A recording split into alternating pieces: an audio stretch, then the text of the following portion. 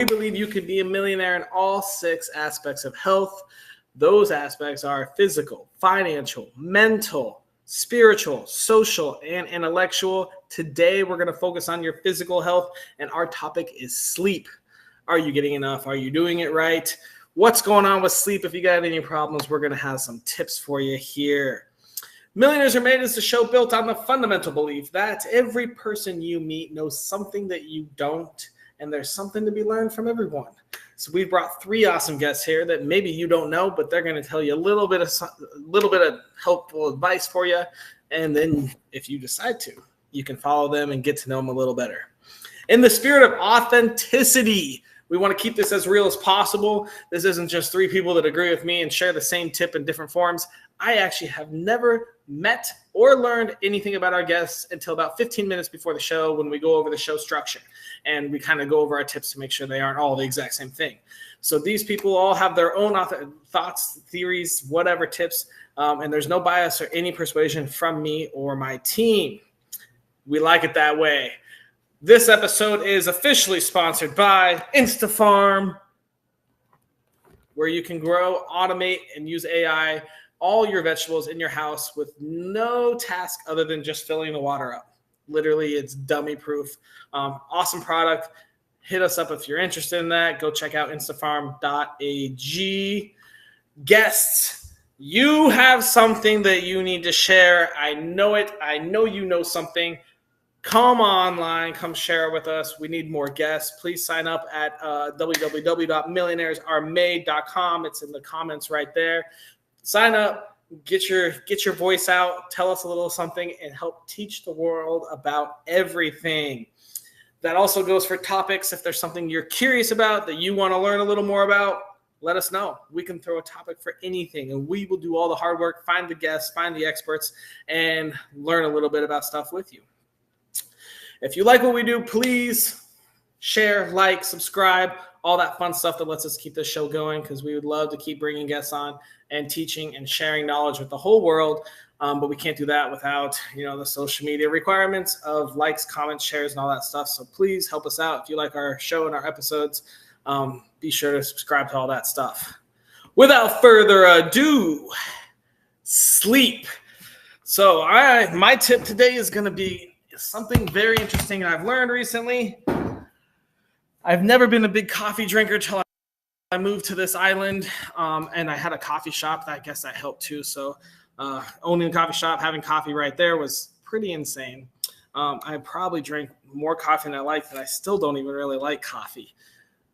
But it affects a lot of things with your sleep. Even if you drink 1 cup at 6 a.m., caffeine specifically blocks your neurotransmitters that make you feel tired. That's how you stay more awake.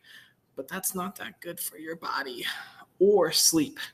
So if you're having trouble sleeping, you're tossing and turning, you're not getting 7 or 8 hours, maybe you got to think about your caffeine intake. The entire purpose of caffeine is to block your tiredness receptors. Think about that chemically. And that's my tip for the day, but let's hear some more. So we're going to pull out Paul. Hey, Paul, how you doing? I'm doing amazing. Thank you for having me today. Amazing. I like hearing that. Paul, who are you? My name is Paul Leviton. I am a podcast host myself and a public speaker. I host a podcast called Happy, Healthy Human that helps people become the happiest, healthiest version of themselves. And I spent over 10 years in the fitness and nutrition world as a personal trainer, nutrition coach, before leaving and getting into the personal development world as a board licensed health and wellness coach and a self-confidence coach. And that's where I live now. Damn. All right. Self-confidence, happiness, healthiness, all the good stuff. That might have something to do with sleep. Let me ask you, if I was to improve my physical health with sleep, what tiny piece of advice would you give me, Paul? I would say to keep your phone out of your arm's reach when you go to sleep, ideally plugged in on the other side of the room or even outside of the room that you sleep in completely. Can you tell us why? Well, yeah, a lot of people will hear about like blue light and the light that screens make, whether it's your phone, your laptop, whatever. But I think it's more just about habits. So something that I study and I talk about a lot in my podcast and my coaching is about habits. And when your phone is close to you within arm's reach, your initial habit is going to be to grab it and touch it. So when most people go to sleep with their phone plugged in right next to their nightstand, usually the last thing they do before they go to bed is going to be touch their phone. And the first thing that they do when they wake up is going to be touch their phone. And when we touch our phones, I know, at least for me, probably most people will agree that what you tend to do is scroll. You open YouTube or Instagram or TikTok or any of these apps that are made to suck your attention and keep you on them. So at 10 o'clock at night, when you're like, okay, if I go to bed now, I'll get 8 hours. Then all of a sudden, right before you put your phone down, you open up TikTok, you end up scrolling for 45 minutes, and then boom, you're that 8 hours of sleep is now less than. Add on top of it again the blue light that makes you sleep not as well. So by keeping it on the other side of the room, or again in a completely different room, you break that habit and you make it so that it's impossible for you to have it right before bed, which means that you'll get to bed quicker. And it makes it so that you can't get straight into scrolling the first thing when you wake up, which makes you more likely to do something like move your body, meditate, drink a glass of water, or any of the other positive things that we know to be. So this book ends your nights, beginning and end, with positive habits. Man, you need to watch our last episode. We just went over screen time with mental health, social media. A lot of it relate around laying your bed, you're putting your phone away, and we had a spending coach. There's like most purchases on Facebook are actually while you're laying in bed. Super interesting. All right, Paul, tell us about your journey. Where did you learn this advice? How did you learn it? What made you want to learn it?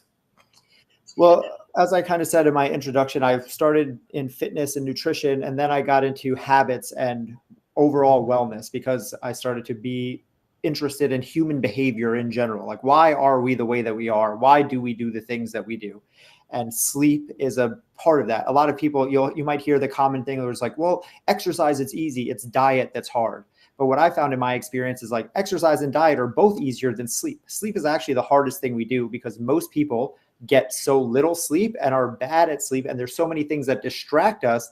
It's easy to think like, well, the one place that I can get more time back, because we all need more time in the day, but days don't come with more than 24 hours, is to just get less sleep. But science has shown us that that's the worst thing that we can do. And optimal sleep will optimize everything else in our lives. So I look at this from, again, a habit perspective of I want my small habits to make everything in life easier. So if I set myself up for success, I don't have to worry about like getting the best sleep if I, again, don't allow myself to be distracted by my phone in the hour leading up to my sleep. I don't have to worry about getting off to a better start in the morning if I know that that night I got to bed early because I wasn't on my phone. And in the morning, I'm not going to get right onto my phone. And the habits that I actually want to build, again, like exercise, like journaling, like meditating, whatever the positive things that are going to move me forward are going to easier slide into place because I'm not distracting myself. So through studying habits and learning the importance of sleep, it just became the natural conclusion for me. Wow, I love it. That's awesome. Anything else you want to add to your tip? You got about 30 more seconds if you want to tell us some more knowledge. Just that, yeah, just that sleep is important. Again, it can't be overstated, but if you're someone who's not getting that much sleep, don't overthink it. If you're getting 4 or 5 hours of sleep, don't try to go for 8 hours. Going back to habits are easy. If you're getting 5 hours of sleep a night, go to 5.5. Then do that for a while, then go to 6, then go to 6.5. Don't try, because if you try to jump to 8 hours of sleep when you're sleeping right now from 4 a.m. to 8 a.m. and getting 4 hours, you're not going to do it. And it's going to be frustrating. That's a great point. Yeah, little baby steps. Great point. Awesome. Thanks so much, Paul. Limit that screen time and you might sleep better. We're going to move on to our next guest here.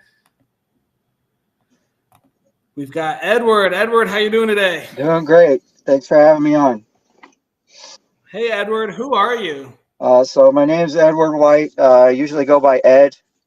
I'm a certified personal trainer and online fitness coach. Very cool.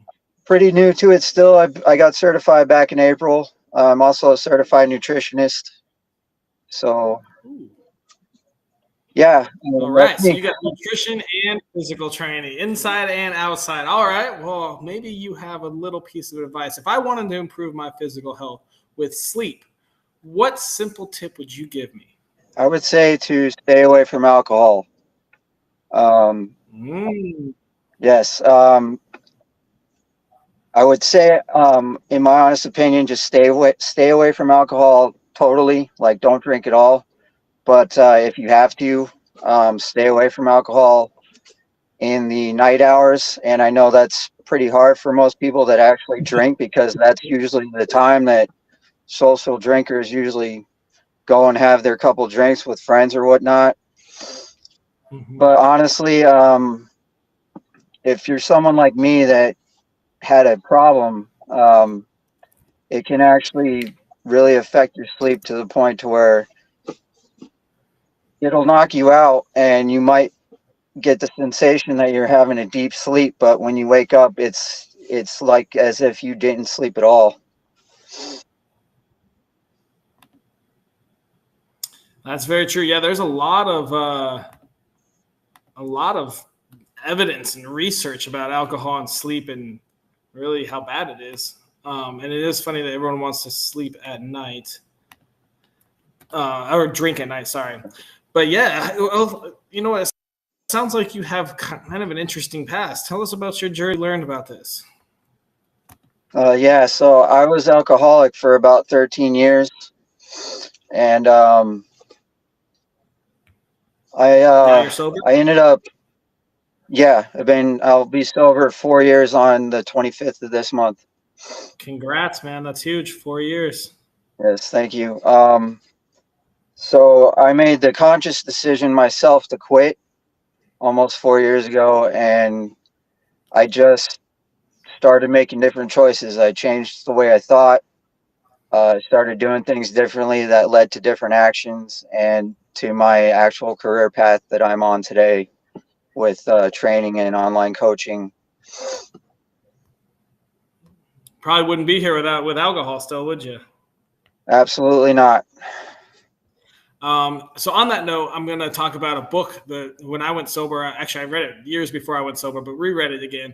And it specifically, I'm linking it right now. Yeah, it's all about the science behind alcohol and how it affects everything. And it does talk about sleep and the circadian rhythm that gets kind of messed up with alcohol and how it essentially changed it. Especially when, I mean, obviously, if you're heavy drinking out till 2 a.m., you're not going to get good sleep that next night. But overall, it can even just one drink, even like 4 drinks, 5 drinks a week can affect your circadian rhythm over the course of your lifetime. So congrats on being sober. That's awesome. Yeah, good for you, Edward. Yeah. Any last little bits of info before we move on to the next guest? Yeah, sort of just general advice.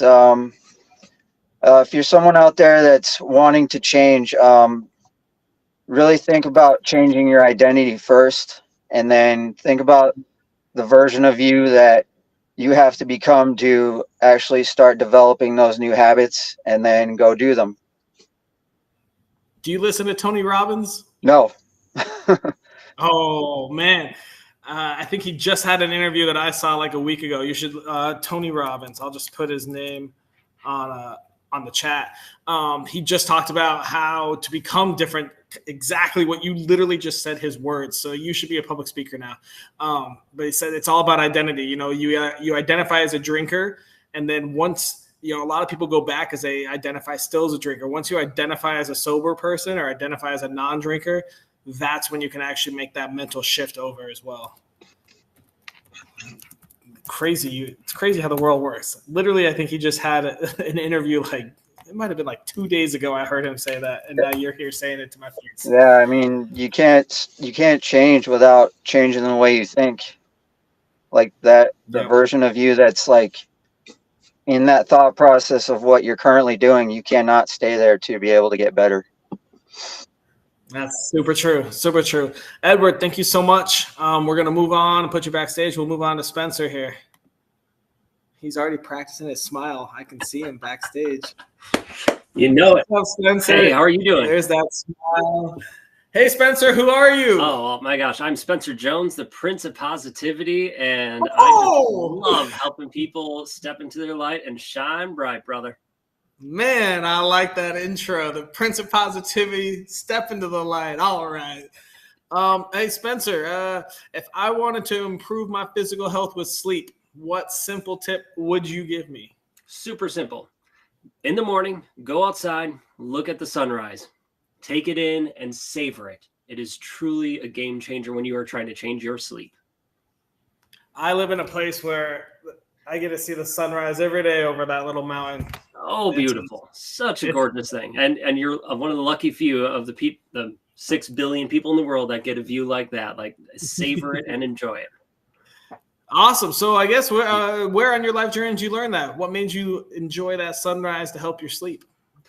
Well, I'll start with a little story. Back when I was in college, I was a music education major. I had to practice piano all the time, right? To get better at my skills so I could play in front of students I'll just play better music. And so I said, okay, well, people do 4 hours of sleep. You know, I'll do that. I'll get 4 or 5 hours of sleep, and I have more time to practice, and I get more time in the practice room, improve my skill. No problem. So I did that one day. No worries. Tired. You know, coffee was good, helpful. I did it a second day. All right. Third day of 6 hours less of sleep. It was like 4 to 5. I got sick. I'm like, okay, this sucks. I'm like, all right, well, let me rest up and get some extra sleep now to make sure I'm healed up. So then 2 weeks later, I was feeling better. I was good for a couple of days. I'm like, all right, back at it, right? Trying to train myself to get 4 to 5 hours of sleep because these people who seem successful do it. So I 4 to 5 hours of sleep. First day, no problem. Second day, okay, feeling pretty tired, but no problem. Third day, sick again. And I'm like, what the heck's going on? And I realized for me, it was because I was intentionally, the only thing that changed was the amount of sleep. It's because I was getting under 6 or less hours of sleep, right? Your last guest talked about alcohol being affecting you. If you get less than 6 hours of sleep, for every hour less than that, it's like you had a beer all day long, right? And so how I learned it is through that journey of figuring out, well, how can I be at my best so I could be at my best, shine my light for my students, right? I started working out and the fitness component into, well, okay, do I get less sleep or do I work out? What works best? And then I learned this thing about circadian rhythms and all this research and going, oh, right? Everything's energy, and energy is wavelengths. So if we could synchronize our wavelengths with the universe's wavelengths, how invigorating is that, right? Think about it. If you're a person who loves to go camping, right? At first, you might seem tied to your phone. You seem tired the first day, but by the end of it, you feel invigorated and you start to sleep more deeply, more soundly. If you have a comfortable bed, that is, right? Maybe not sleeping on the ground, but you feel better and more in sync. You wake up with the sun, you get tired at night. It's your circadian rhythms linking up. So in the mornings, if you go outside, look at the sun, your eyes have receptacles that tell your brain and body to stop making melatonin. So, okay, just go look at the sun and you know, maybe it's cloudy that day, or, you know, I live here in Wisconsin in winter. It's cloudy most of the days. So, you know what I'll do is I'll go by the window, look out. But even better than that, because the window blocks some of the UV rays, is I'll just go stand outside. All right, I'll just go stand outside 30 seconds and just savor it.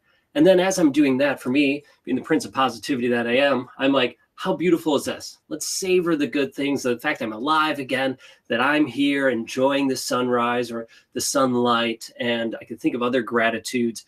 And it's just a true game changer, and something that has really helped me is to start my day by looking at the sun, whether outside or inside, and that helps sync my circadian rhythms, which then helps me fall into that wavelength of the universe and get better sleep overall. Interesting. All right. Very cool. Yeah. So go out, look at the sun, and try to sync your circadian rhythm up with the universe's rhythm, or the sun, or whatever you want to call it. Right. The collective chi in African tribes. Cool. That's awesome. Yeah. Wow. Yeah. Okay. Anything else you want to add to that?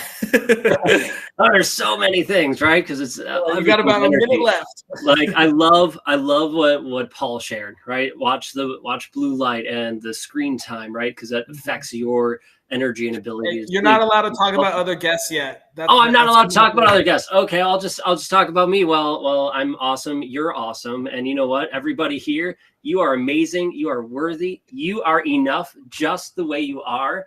and I'm honored to be here and hopefully just share some love and light with y'all. All right. Well, since you started it, we'll bring out the other guests and we'll do a round robin here. We got Edward and Paul coming back out. All right. Let's start with Paul. Paul, can you very quickly refresh what your tip was?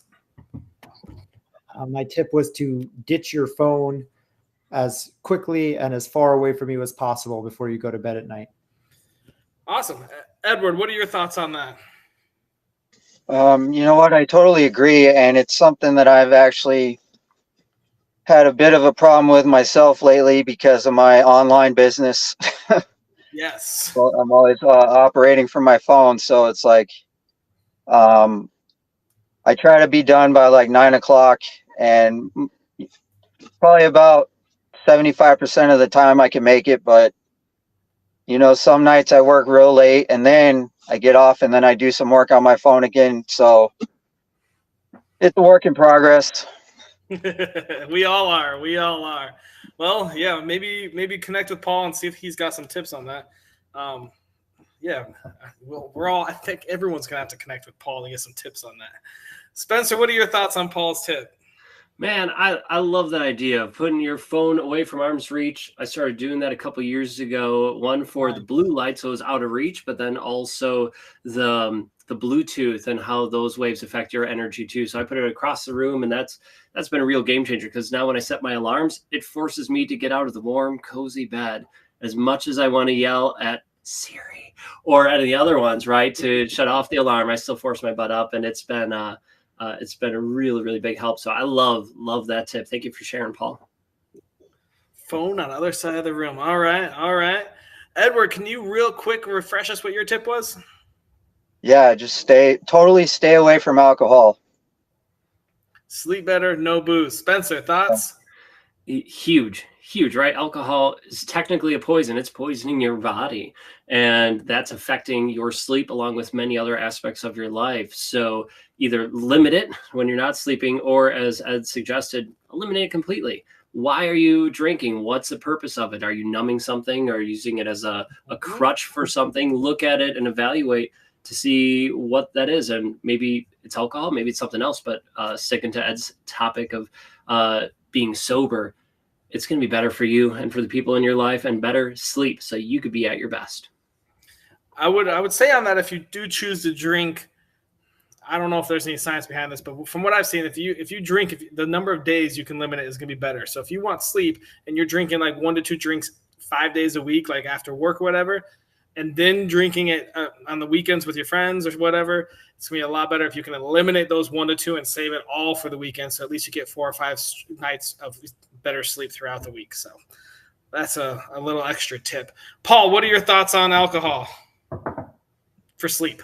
Yeah, 100%. Edward's right. Spencer's right. Alcohol is bad. Just full stop, period. Alcohol is bad for you. And it's almost a double whammy when you're talking about it around sleep, because Edward kind of touched on this before. A lot of people drink because they think they're like, oh, I sleep better when I drink. Mm-hmm. Like I actually need alcohol to sleep. I can't get to sleep. Right, exactly, without having a few drinks. But studies will show, and science has proven this, that the sleep you get is not quality sleep, meaning that the 8 hours of sleep you get after drinking is not as restful as even 5 or 6 hours of sleep when you're not drinking alcohol. So it's this false reality where we think like, okay, like, well, the alcohol is helping me get more sleep, but it's actually doing more harm than good in many ways, but specifically around the rest that you're getting. It's almost like you're actually awake while you're sleeping. So like you're not actually getting that deep sleep, what they call REM sleep. That is what's actually recharging you, resting you, letting your body recover, that we actually need. So if you're thinking like, okay, well, yeah, like I just need the alcohol to get to sleep, or I need it to get better sleep, you're actually working in reverse. And that also goes with cannabis. I mean, I'm in the cannabis industry, and I know a lot of people that use it for sleep, and it's almost like melatonin as well. Like a lot of people use it to get to sleep if it's hard, but if you're getting reliant on that, cannabis actually does not give you as deep or as consistent of sleep as if you were to do it au natural. So alcohol, cannabis, I guess if you're using anything as a sleep aid and you're depending on it, you're probably not going to be getting as good a sleep as you could without it. Spencer, refresh us your tip, please. Our bodies are amazing, right? The other two guys shared things to help you at night. Let's do something as you wake up, and that's sync your circadian rhythms and start to sync them up by going out, looking at the sun, looking at the sunrise, and just embracing that beautiful light and starting your day off in a gorgeous way. All right, Edward, what are your thoughts? Totally agree. I first heard about that through the Andrew Huberman on his podcast, and while I cannot actually partake in that activity because I work so early in the morning, I still at least like right when I get up, I try to drink like 32 ounces of water. I just turn on my kitchen light real quick and just stare at the light. Maybe at some point throughout the day, you can just pop outside for 30 seconds and stare at the sun. Yeah, my day job, I'm usually walking around outside, so it's still good. Nice. There you go. And Paul, what are your thoughts on Spencer's tip? Yeah, I mean, Spencer's a genius. He knocked it out of the park as usual. And just for people listening, it's like, okay, like getting up with the sunrise can seem a little, again, so going back to what I said before about like, if you're getting 5 hours of sleep, don't try to jump to 8. Same thing. If you're waking up at 9 o'clock in the morning and sunrise near you is 6:15, that can seem overwhelming. So realize that it's, yes, getting up with the sun is great to set your circadian rhythm, to get up with the sun and go to sleep when the sun sets. But in general, what we need is to just be getting more sunlight. So much of our life is spent indoors when humans are animals and we're meant to get sunlight on our skin. It creates vitamin D. It sets our circadian rhythm. So just getting outside and getting sun on your skin and sun in your eyes within the first few hours of the day, whenever you wake up, even if the sun is already up, don't think, oh, Spencer said to catch the sunrise and the sun is already up, so I missed my shot. That is not it. It's about getting outside and getting sun on your face and sun on your skin within the first few hours of you waking up. I'm so happy you clarified that, Paul. Thank you. And 100%, right? So if you catch the sunrise, great. That's the best. But do it gently with yourself, right? Don't just jump all of a sudden 2-3 hours difference. Work up to that if that works for you in your work schedule in life. But just get outside, look at the sun and get out there, get the vitamin D, get all the extra goodness that you need from the sun. Sunrises are great if you can, but at the very least, get outside, look. So the fact that you work and you're like, okay, I'm going to drink that water, I'm going to go outside, part of your job and look at the light. That's gorgeous. I love it. Awesome, guys. All right, here comes my favorite part of the whole show. We got to come up with a daily challenge. So this challenge must take less than 5 minutes per day. It must cost $0, and it must be available to anyone from Kathmandu to Sao Paulo, Brazil. What ideas do you have? Is it a combination of everyone's? It could be whatever the fuck you want. Nice. Does it have to do? Sorry, go ahead. Yeah, I mean, for me, it's super simple. Again, it goes to what I was saying. You could combine all three, but Edward's no drinking, but also just like put down your phone and pick up a book, right? Like put your phone on the other side of the room and read 5 pages of a book. I bet you'll sleep much better and much faster. Okay, I like that. Thoughts, Edward? Yeah. Whenever I actually sit down to read, I actually end up dozing off. So I took 100%. All right, Spencer, thoughts? I love that challenge because it forces you to put your phone down. If you're not reading an ebook, get a paper book, read that, right? That much better for you. So yeah, I'm going to say, go with that one. Let's put down the phone, pick up a book, a paperback of some type, and read whatever you want to read, but get some reading in and be fulfilled. I love it. Does everyone here own a paper book? Yep. All right, good. Hey, I think that's a great one. I love reading before bed. My problem is that a lot of times when I read, it spurs things for blogs and content and shit. So then I have to pull out my laptop. But yeah, let's do that. Let's put the phone on the other side of the room and read a real book before going to bed. This is gonna be kind of hard to like prove. I guess we can just take like a quick picture with a book in our hand before we go to bed and post that and then it's on our system at that point. Cool. Yeah, I think that's a great idea, guys. Any last remarks before we sign off now that we've completed the challenge in the whole episode? No, except thank you so much. I appreciate you and appreciate everybody here. You guys are awesome. Hey, thanks, guys. Same. Thanks for coming out so much. I'll put you all backstage. Awesome. Well, that concludes another episode of Millionaires Are Made. Today, we went on physical health and sleep. We learned that caffeine blocks your thyroid receptors. We learned alcohol affects your circadian rhythm and is not good for sleep. We learned that even just having your phone close to you with its Bluetooth waves and its blue light is bad for you. And we learned that just letting that sun hit your face and connecting the Earth's waves with your circadian rhythm waves is actually really good for you and can help you sleep. So our daily challenge is put your phone on the other side of the room when you go to sleep and read